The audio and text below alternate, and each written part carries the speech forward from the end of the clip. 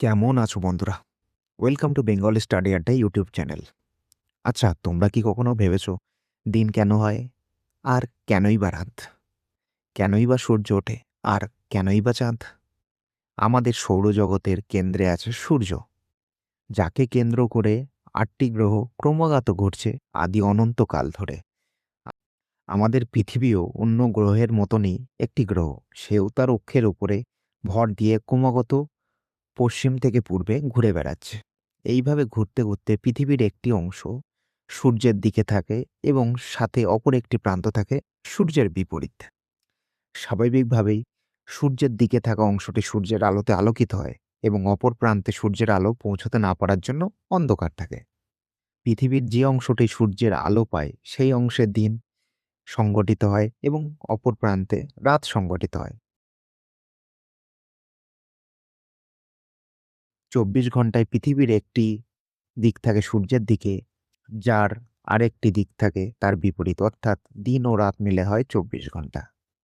পৃথিবীর এই নিজ অক্ষের উপর ঘূর্ণনকে ঘূর্ণন গতি বা আবর্তন গতিও বলে। অর্থাৎ আবর্তন গতি হলো সূর্যকে সামনে রেখে নিজ অক্ষ বা মেরুদণ্ডের উপরে পশ্চিম থেকে পূর্বে পৃথিবীর অবিরাম ঘূর্ণন, যার ফলে দিন ও রাত হয়। পৃথিবী তার নিজ আবর্তন গতির সাথে সাথে অন্যান্য গ্রহেরই মতো সূর্যকে প্রদক্ষিণ করে, অর্থাৎ সূর্যকে মাঝখানে রেখে সূর্যের চারপাশে ঘুরছে। এই গতিকে বার্ষিক গতি বলে। অর্থাৎ বার্ষিক গতি হলো যে নির্দিষ্ট উপবৃত্তাকার কক্ষে প্রায় ৩৬৫ দিন ৫ ঘন্টা ৪৮ মিনিট ও ৪৬ সেকেন্ডে একবার সূর্যকে প্রদক্ষিণ করে, তাকেই পৃথিবীর বার্ষিক গতি বলে। এই বার্ষিক গতির ফলে ঋতু পরিবর্তন, বছর গণনা ও দিন ও রাতের দৈর্ঘ্যের পরিবর্তন সংঘটিত হয়। এখন মজার বিষয় হলো ৮টি গ্রহের কক্ষপথের দৈর্ঘ্য আলাদা।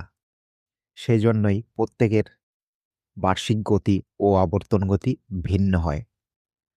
অর্থাৎ সূর্যের কাছের গ্রহটির বার্ষিক গতি সবথেকে কম হয় এবং সূর্যের থেকে সবথেকে দূরের গ্রহের বার্ষিক গতি সবথেকে বেশি হয়।